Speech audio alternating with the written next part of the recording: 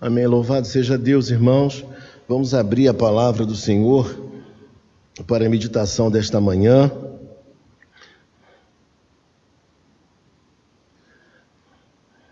Nós queremos ler apenas 8 versos do capítulo 3 de Eclesiastes. Eclesiastes, capítulo 3, versículos de 1 a 8. Diz assim a palavra do Senhor, Eclesiastes, capítulo 3, versículos de 1 a 8. Tudo tem o seu tempo determinado, e há tempo para todo propósito debaixo do céu.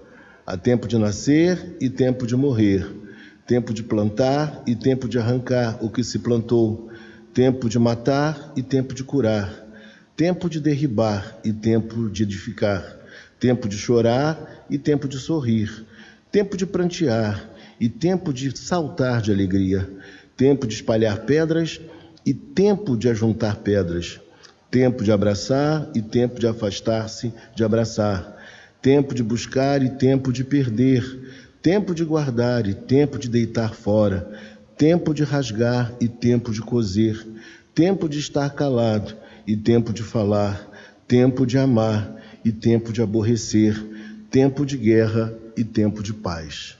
Senhor Deus e Pai Celestial, nós queremos te agradecer pela tua palavra, porque o Senhor nos concede nesta manhã o privilégio de abri-la e falar ao coração dos irmãos o que o Senhor deseja, Pai. Por isso nós te agradecemos, porque iremos expor a tua palavra, e é ela que nos edifica, é ela que nos traz esperança, que nos dá ânimo para o existir, para o viver. Por isso nós te agradecemos e nós te louvamos, nós te bendizemos, porque tu és o Deus da nossa vida. Desde os tempos eternos tu és Deus e será sempre.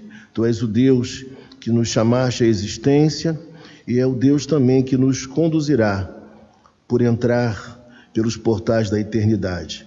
Obrigado, meu Deus, porque o Senhor é o nosso Deus de sempre. Te louvamos assim, te agradecemos, porque o fazemos em nome santo de Jesus Cristo, o teu Filho amado. Amém. Podem sentar aqui na frente, tem um lugar aqui pertinho do Paulo. Sejam muito bem-vindos, irmãos. Meus amados, nós estamos concluindo, pela misericórdia de Deus, pela sua bondade, nós estamos concluindo mais um ano. Um ano tem 365 dias. Um período longo, mas um período que por vezes passa muito rápido. Quando nós olhamos, o ano já se passou, já estamos na metade, daqui a pouco no final do ano, e a gente fica perplexo como as coisas caminham tão rapidamente. E é assim mesmo. Eu tenho a impressão que quando eu olho um pouquinho para trás, um pouco para trás, eu falo, meu Deus, mas eu era tão menino há pouco tempo, jogava bola, corria pelas ruas descalço, me alegrava com os meus amigos, sem tantas preocupações, mas o tempo passa e o tempo voa.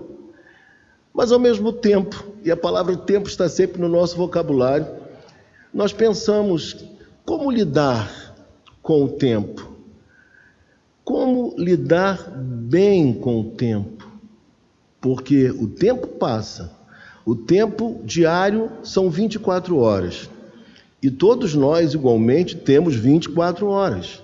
E o que nós fazemos com as 24 horas que o Senhor Deus nos concede a viver? O texto que nós estamos lendo hoje, ele é de autoria de Salomão, filho de Davi. Então, Salomão foi um grande sábio, alguém que pediu a Deus muito mais do que qualquer outra coisa, ele pediu a Deus sabedoria. E eu digo a você que existe uma diferença enorme entre conhecimento e sabedoria. Conhecimento é aquilo que a gente aprende na escola, nos livros, e que fica alojado em nossa cabeça, mas que nem sempre é utilizado no dia a dia da nossa existência. Eu conheço pessoas muito intelectuais, pessoas que leram muito, estudaram muito, mas que, infelizmente, não lidam com a vida e com as pessoas de maneira muito sábia. Mas a sabedoria tem um valor imenso, porque a sabedoria nos ajuda a lidar e a enfrentar as dificuldades, as lutas, o tempo, que é igual para todos, mas sempre desafiador. Então, como lidar bem com o tempo? Esse homem que escreveu o texto que está à nossa frente, ele foi um homem muito sábio, mas para alguns ele foi um homem um pouco pessimista.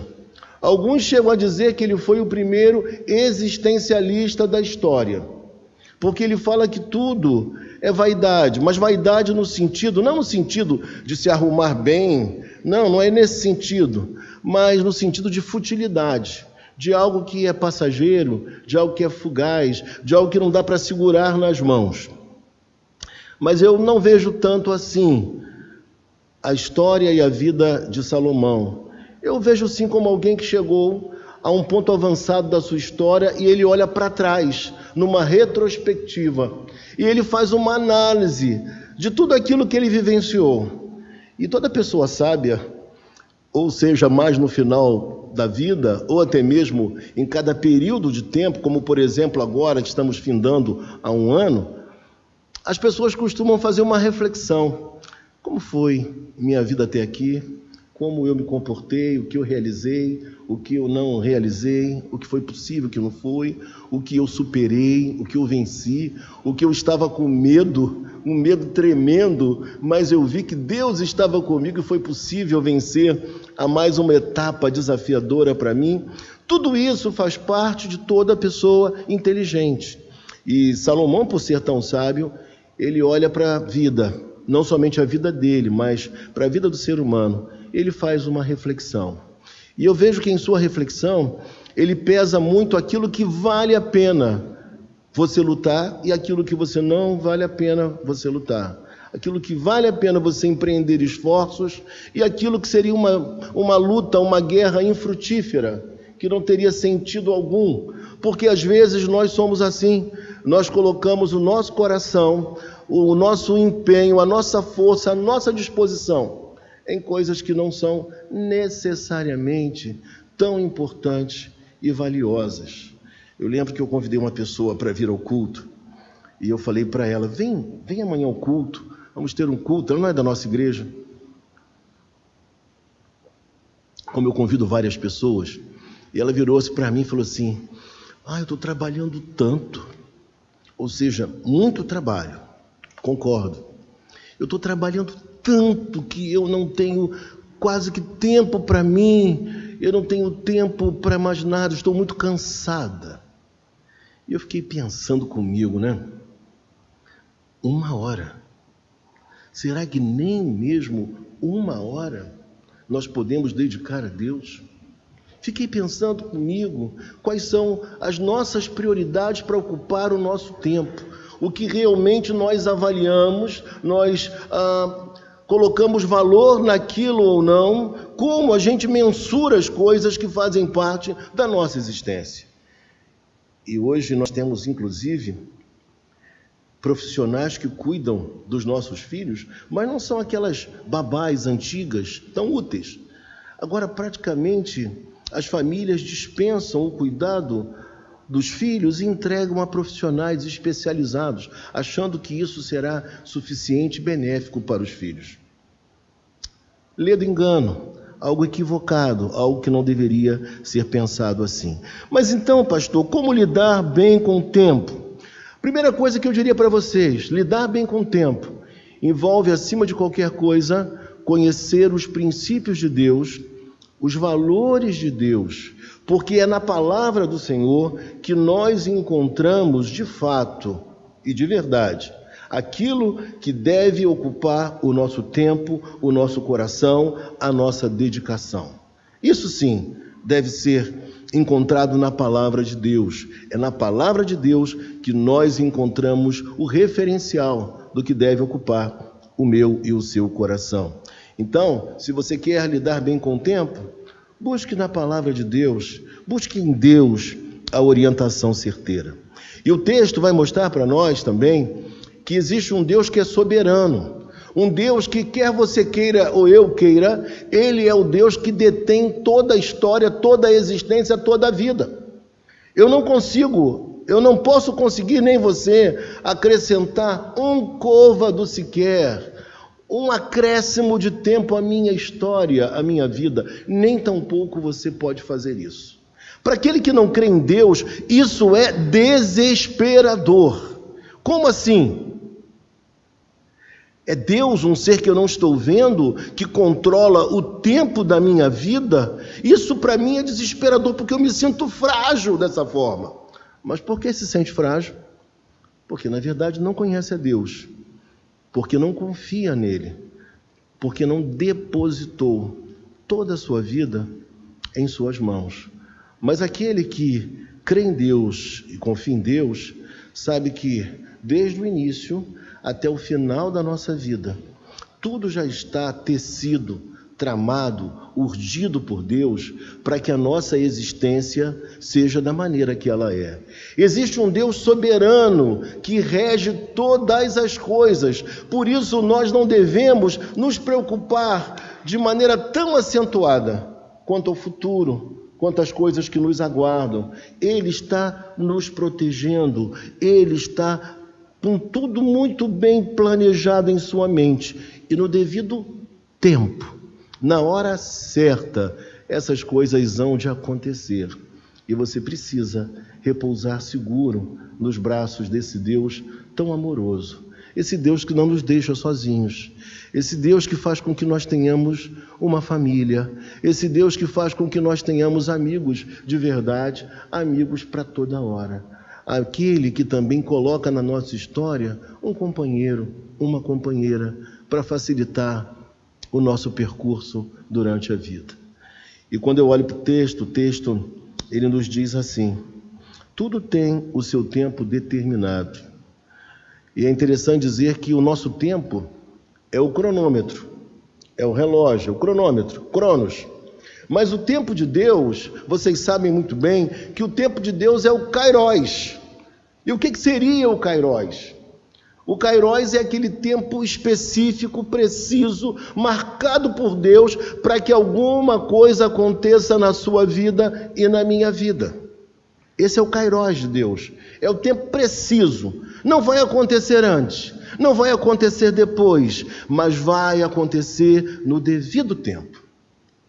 Mas talvez aí surja uma indagação: mas pastor, existe alguma parcela nossa nisso tudo? Nós podemos cooperar? Eu diria para você que sim, você coopera. Você deve empreender todos os esforços possíveis, inteligentes, capazes a você para viver uma vida que seja agradável a Deus, para saber usufruir do tempo que Deus te concede da melhor maneira possível.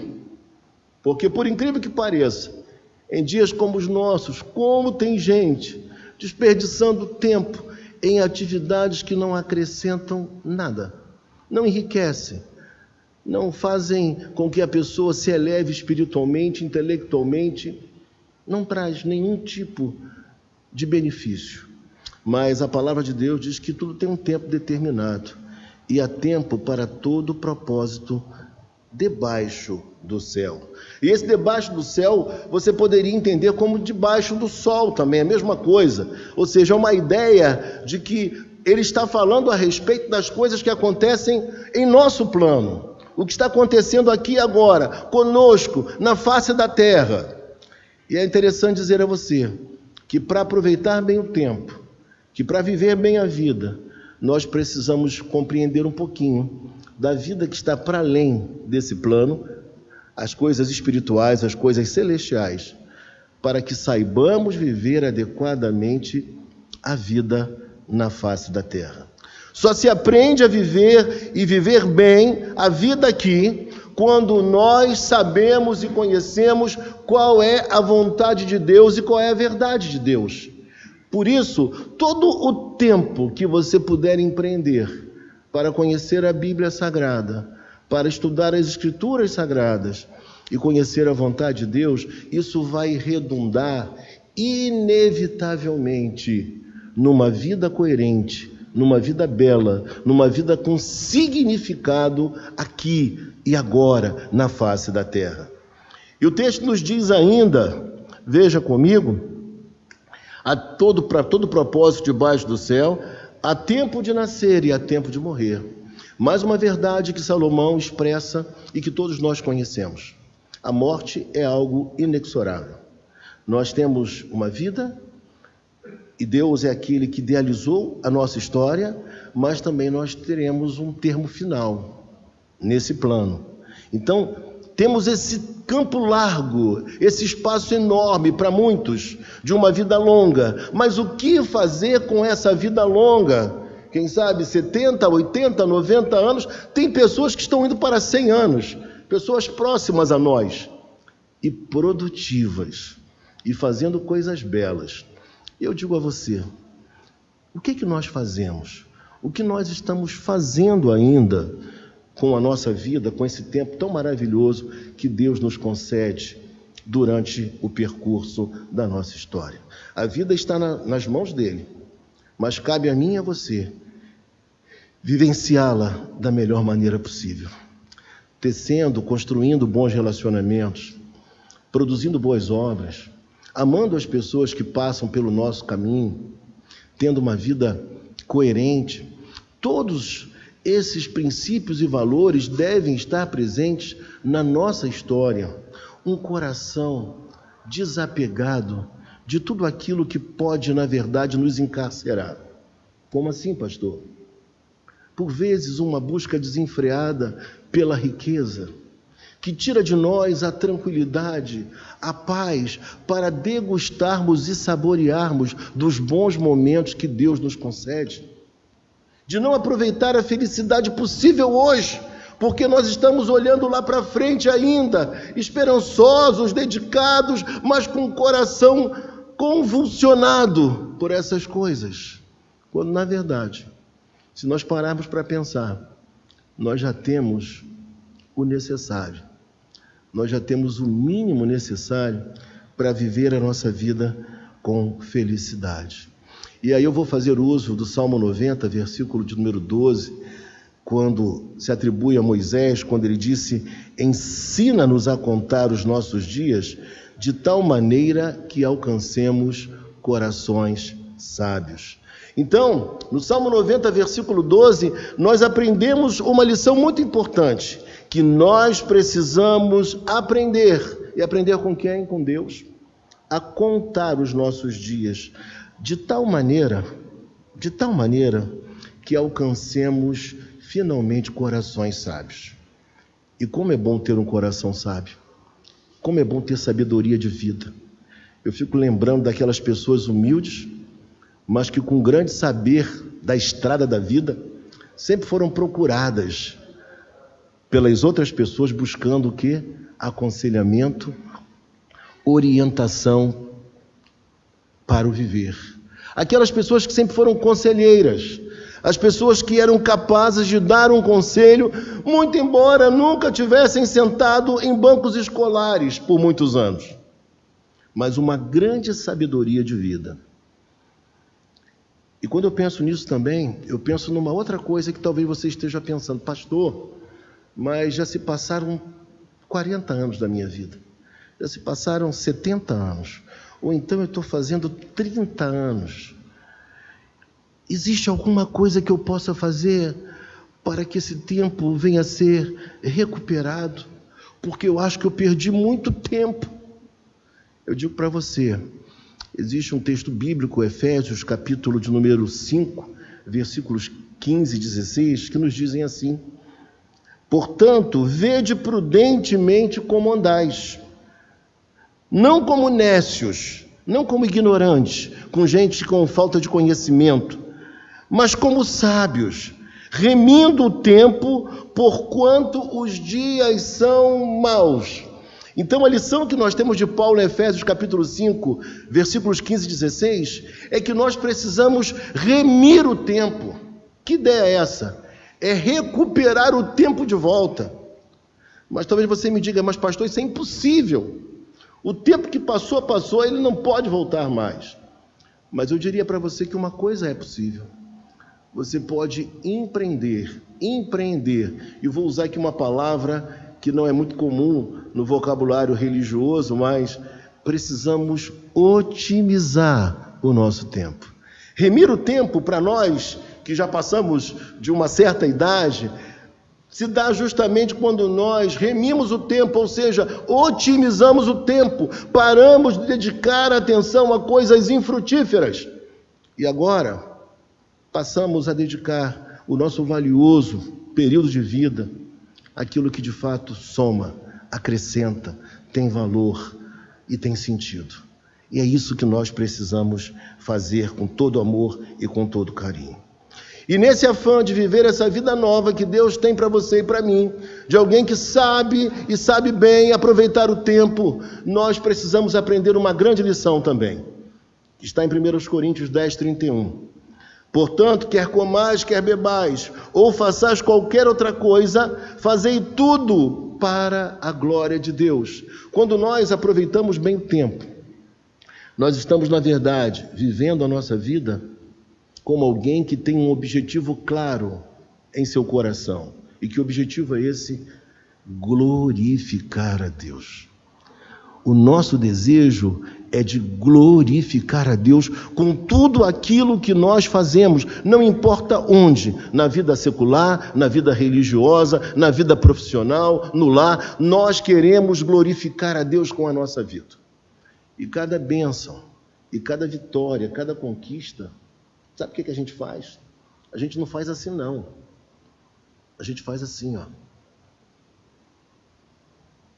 E às vezes eu vejo uns jogadores de futebol fazendo assim, e eu falo, gente, num período de tanta pressão contra o Evangelho, contra as pessoas que professam a fé em Cristo, esses jogadores têm a coragem de levantar o dedo aos céus e dizer, é Ele, se eu cheguei aqui, se eu conquistei essa vitória, esse campeonato, é porque Deus me deu essa alegria. Claro que eles jogaram, claro que eles se prepararam, fizeram musculação, treinaram, mas todo aquele que de fato conhece a Deus e aproveita bem o tempo, ele sempre tributa a Deus as suas conquistas e as suas vitórias. Ah, meus irmãos, e tudo isso vem porque nós temos o entendimento de que Deus, Ele nos conhece desde quando nós éramos o quê? Matéria informe no ventre de nossa mãe. O salmista, no Salmo 139, versículo 16, ele diz assim, os teus olhos me viram a substância ainda informe, e no teu livro foram escritos todos os meus dias, cada um deles escrito e determinado, quando nenhum deles havia ainda. Isso, para quem não crê, é assustador. Mas para nós que acreditamos em Deus, isso é maravilhoso, saber que todos os nossos dias estão diante de Deus. Foi Ele quem escreveu, saber que Ele nos contemplou quando nós ainda éramos matéria informe no ventre da nossa mãe. Ele tinha propósito, Ele tinha projetos para nós. E eu digo para você que está aqui nesta manhã, estamos findando um ano extremamente difícil, um ano que nos deixou machucados, que nos fez chorar bastante, mas eu não vou negar, também um ano que quando eu olho para trás eu falo, Pai, como foi? Como foi que eu consegui chegar até aqui? Como foi que nós concluímos o ensino médio do nosso filho, da nossa filha? Como foi que nós conseguimos nos superar financeiramente num ano como esse? Como nós chegamos aqui e não falecemos, e não morremos diante de tamanha pandemia? Propósitos de Deus. E vocês sabem que na vida religiosa, nós pastores e presbíteros também, nós visitamos pessoas às vezes que estão quase que naquele limite entre a vida e a morte. E algumas pessoas me disseram assim já, Pastor, eu pensei que eu não voltasse. Eu não sei porque que o Senhor não me levou. Eu tenho fé nele, eu creio nele, mas por que Ele quis que eu estivesse aqui ainda? Eu sempre disse, e vou sempre dizer, se você ainda está aqui, é porque Deus tem propósitos para você, ainda que você não os veja, ainda que você não se aperceba desses projetos, mas Deus tem projetos para você na face da terra, e é por isso que você está aqui entre nós. E aí vou usar uma frase de pastor pentecostal, e se você está aqui nesta manhã, é porque Deus tem um propósito na sua vida. Deus queria que você ouvisse o que você está ouvindo.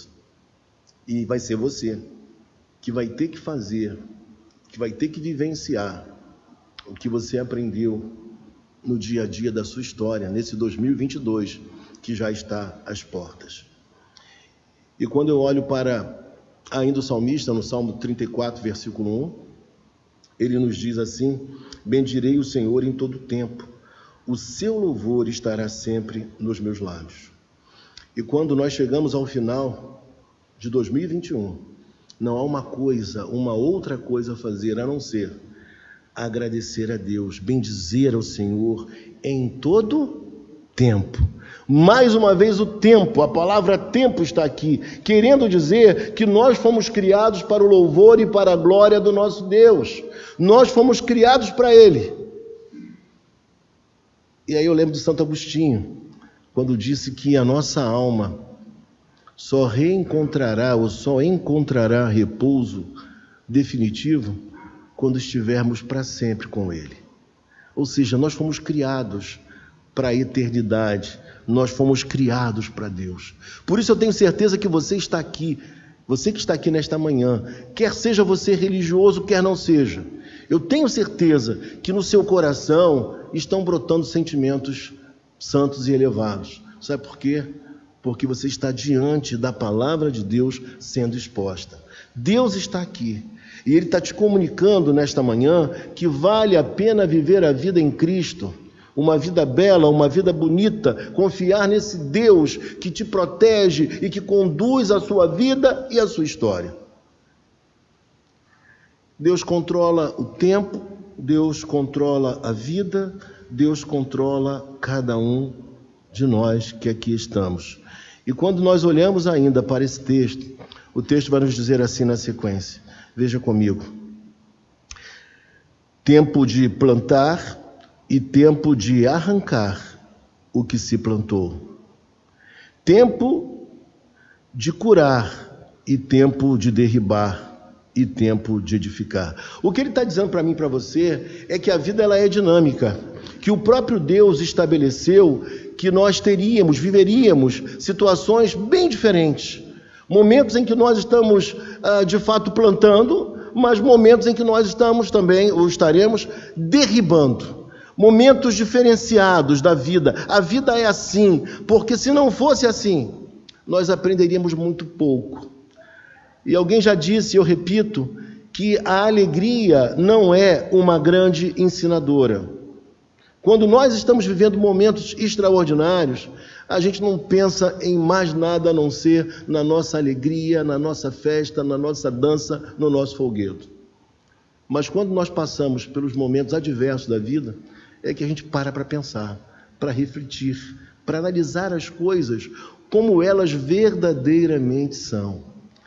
Por isso, esses são os grandes momentos de aprendizado da nossa existência. Então, a vida, Deus rege a nossa vida, mas Ele tem esses momentos diferentes. Ele próprio coloca as coisas dessa forma. E quando a gente olha para o texto, a gente pensa o seguinte, veja comigo uma coisa importante aqui.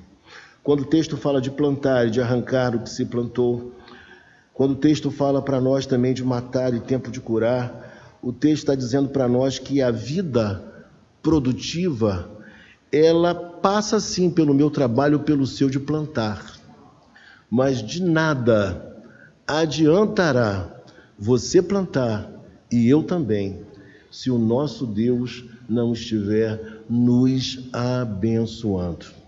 Entenda isso. Você pode empreender todos os seus esforços, Você pode fazer tudo o que você sabe que é necessário. Você pode plantar da melhor maneira, escolher as melhores sementes, utilizar os melhores produtos da agricultura. Mas se Deus não estiver abençoando a sua vida, de nada adianta. O segredo de uma vida feliz e bem-sucedida é aprender os princípios de Deus e cooperar no dia a dia da nossa história com Deus, na realização daquilo que Deus quer fazer. É isso que nós precisamos entender também. E ao prosseguir mais à frente ainda no texto, veja comigo, o texto vai dizer para a gente, no versículo seguinte, vai dizer assim, versículo 4, tempo de chorar e tempo de rir, tempo de prantear e tempo de saltar de alegria. Eu acho que todo mundo já viveu, e viveu principalmente em 2021. Tempos nos quais nós choramos e choramos muito. Que nós não compreendemos perfeitamente o que estava acontecendo. Por que Deus agiu como agiu? Porque Deus permitiu que tais coisas se sucedessem. Todos nós vivemos isso no ano de 2021. Mas também, igualmente, no ano de 2021. Nós também sorrimos. Nós também nos alegramos, porque nós vimos que há esperança em Deus. Nós vimos que amigos nossos foram recuperados em sua saúde. Nós vimos que pessoas que estavam desempregadas, sem esperança, sem serviço, elas também encontraram uma forma de se manter e sobreviver. Nós vimos tantas coisas ao nosso redor. E em nosso redor nós percebemos que o Deus que nós acreditamos, ele não se ausenta, mesmo quando nós não compreendemos perfeitamente o seu querer. Uma das lições mais simples da teologia é que Deus, ele é, na verdade, conhecível. Nós podemos conhecer a Deus, mas Deus é incompreensível. Nós não entendemos os porquês de Deus, por que Deus age, como Ele conduz a história como Ele conduz, mas uma coisa é interessante demais, é poder confiar num Deus que é soberano, que Ele não é refém nem de mim nem de você, que Ele não é aquele Deus de algumas igrejas que as pessoas colocam a Ele contra a parede e dizem, nós exigimos, nós decretamos, nós queremos e tem que ser agora. Não. O nosso Deus é Ele quem manda, é Ele quem governa, é Ele quem faz as coisas que por vezes não compreendemos, mas sabemos que a sua vontade ela é boa, ela é perfeita e ela é agradável. E quando eu olho para isso tudo, eu fico pensando, tempo de chorar e tempo de rir. Eu espero que hoje seja um dia de rir, um dia de se alegrar na presença de Deus, porque Ele nos trouxe até aqui. E porque Ele vai fazer grandes coisas, por certo, na nossa vida, no ano que está por chegar. Tem muita coisa boa por acontecer. E nós precisamos sonhar, nós precisamos dedicar o nosso tempo ao que é agradável, ao que é benéfico. E aí no versículo de número 5, o texto vai falar, tempo de espalhar pedras e tempo de ajuntar pedras. E aqui talvez você fique pensando assim, mas que história é essa? Tempo de espalhar pedras. Dizem que lá em Israel tem uma história que é contada, que Deus mandou o anjo distribuir as pedras pelo mundo afora. E dizem que o anjo tropeçou, e ao tropeçar, ele acabou derrubando as pedras todas no território da Palestina, de Israel. E com isso, o território de Israel é um território extremamente pedregoso, difícil, não é verdade? É assim que é o território de lá. E aí, quando a gente pensa em espalhar pedras, a gente tem que lembrar do texto bíblico de 2 Reis, capítulo 3, versículo 19 a 25, que quando você estava com raiva de alguém, você tinha um inimigo, sabe o que você fazia? Você pegava as pedras e fazia assim, jogava as pedras no terreno alheio. Uma maneira de prejudicar o outro porque você não gostava dele, você tinha alguma animosidade com ele. Está lá em 2 Reis. Mas as pedras, elas precisam ser bem utilizadas. E o problema não está nas pedras que foram jogadas no nosso território, no nosso terreno. Porque as pedras, grosso modo, não seriam más nem boas. Mas o que importa é o que nós vamos fazer com essas pedras.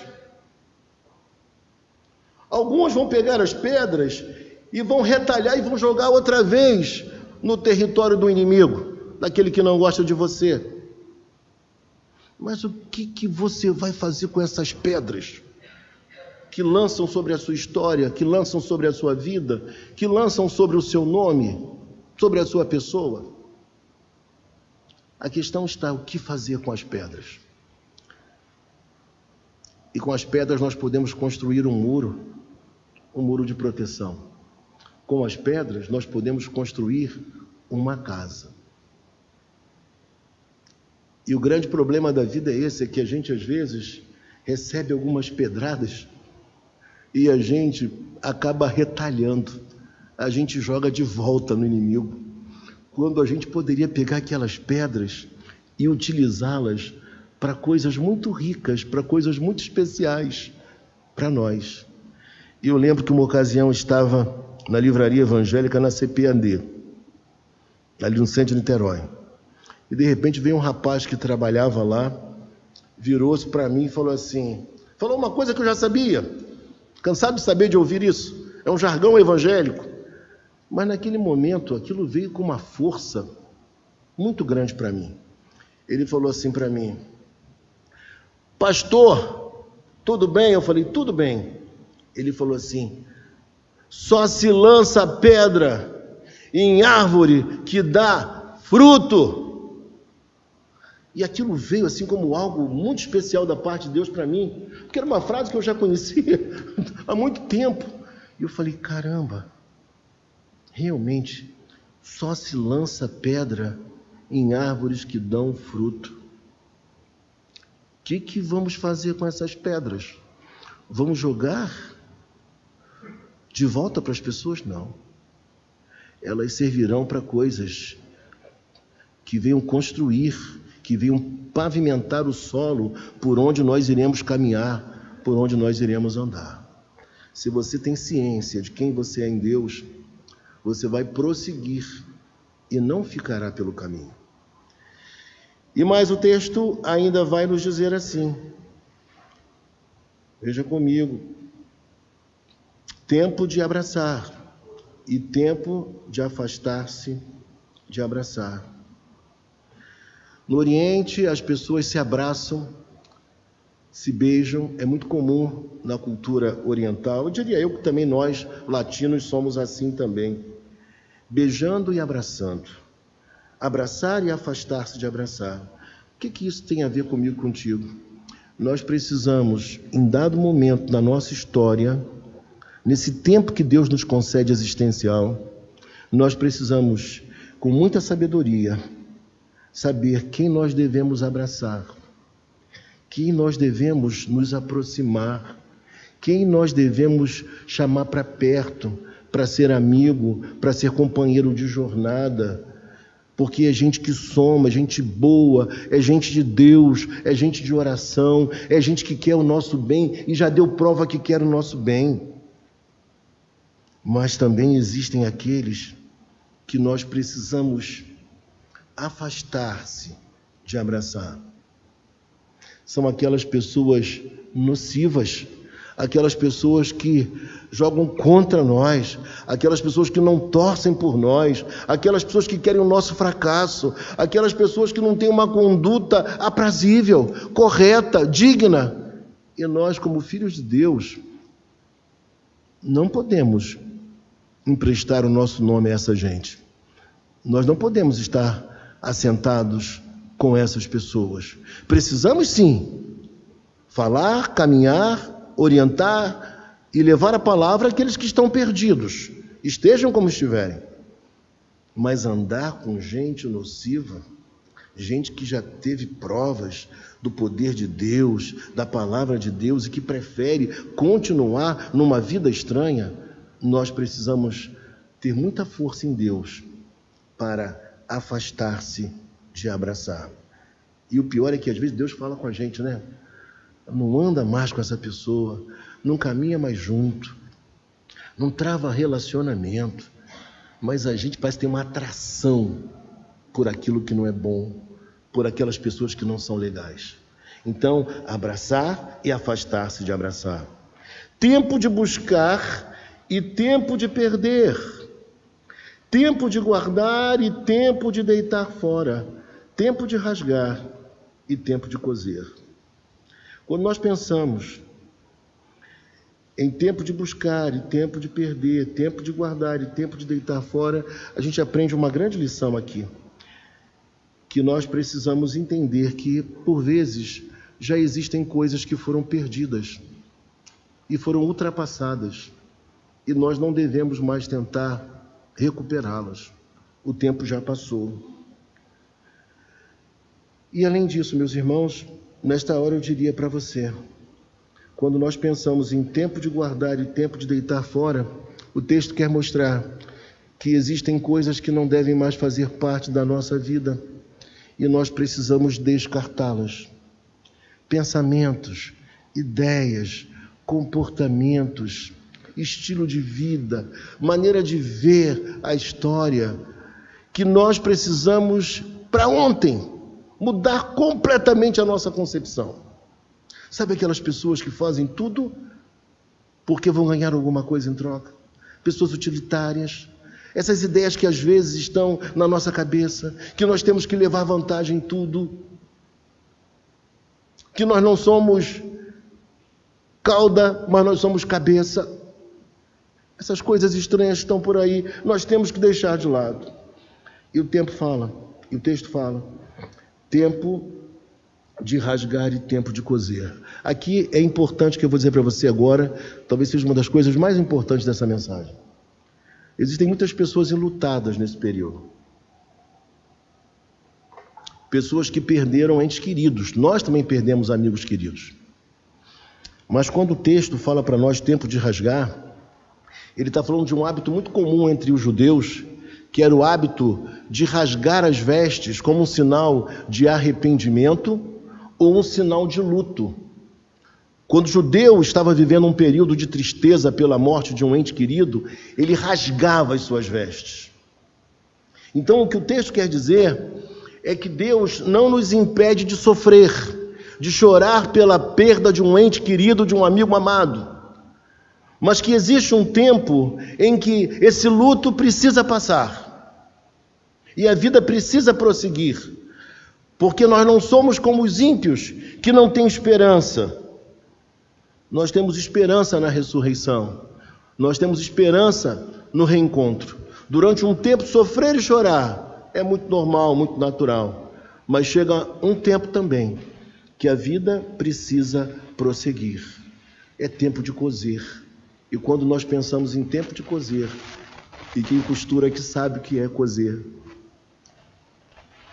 essa roupa, é voltar à vida, é voltar a existir, é voltar a trabalhar, a se relacionar, a se dedicar, a voltar à sua existência plena, ainda que ainda sentindo dor no coração, porque nós não somos como os ímpios que não têm esperança.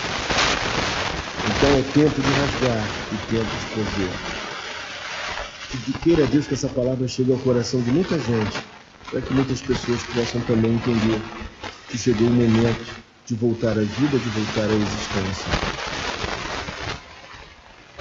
E aí, meu amado irmão e minha amada irmã, tempo de calar e tempo de falar, tempo de amar e tempo de aborrecer. Que coisa estranha, tempo de calar e tempo de falar, você deve estar entendendo praticamente, não quero explicar nada. Quando você tem que saber o tempo, feeling, da hora de você parar e a hora de você abrir sua boca. Em diversos momentos da vida nós vamos precisar falar e também alguns nos silenciar. Mas quando o texto fala aqui para nós, quando o texto fala tempo de amar e tempo de aborrecer, Tempo de amar, a gente compreende perfeitamente. Mas quando fala em tempo de aborrecer, vai surgir uma pergunta: pode o crente odiar? Pode o crente ter algum sentimento assim? Pode o crente odiar ou ter aversão ferrenha a alguma coisa? Sim, pode. E aí a palavra de Deus nos diz, veja comigo,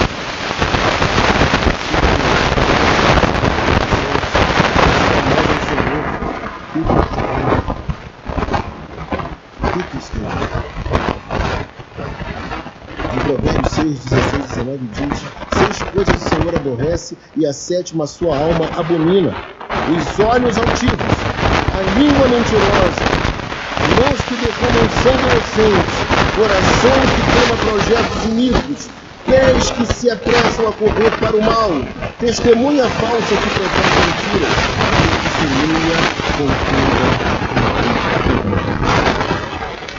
Tudo isso aqui, nós precisamos ter juízo, nós precisamos aborrecer, nós precisamos odiar. Não é coisa para o crente. O crente não deve aceitar isso. Na carta à igreja de Éfeso, no Apocalipse, capítulo 2, versículo 6, nós lemos: Deus tem tudo a teu favor, tu odeias as obras dos nicolaítas, as quais eu também odeio. Ou seja, existem coisas que Deus odeia. E aquele texto, Deus odiava as obras dos nicolaítas, que muitos supõem que eles fossem discípulos de Nicolau de Antioquia, todos diáconos, de Atos capítulo 6. Ensinava repetidamente a palavra e cristãos que não eram jovens para cristãos. Agora eu quero perguntar a você, irmão, para finalizar. Em sua soberania, Deus está no controle do tempo. E para todas as coisas do tempo, Deus tem um papel. Romanos capítulo 8: todas as coisas concorrem para o bem daqueles que amam. Deus tem papel e governa todas as coisas. Deus foi pensado.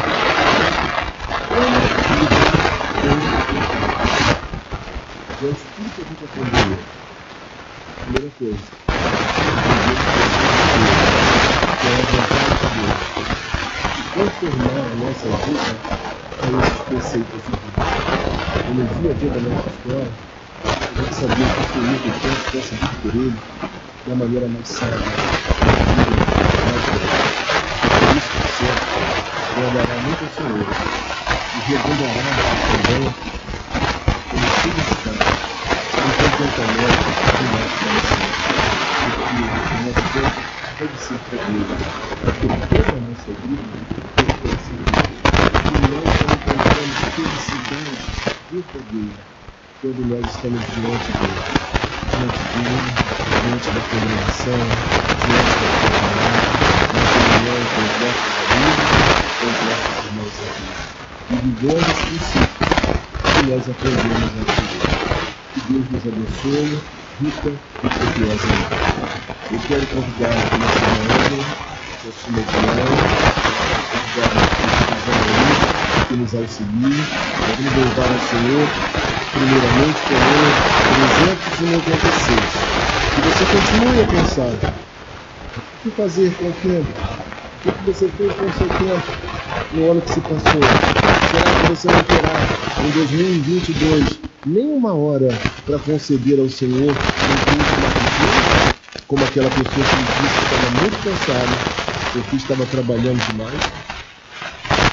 O que você vai fazer neste novo ano? Vai dedicar tempo a Deus? Vai dedicar tempo àquilo que importa? Esse é o nosso convite, é o convite da palavra do Senhor. Porque atento para todo propósito que vai ser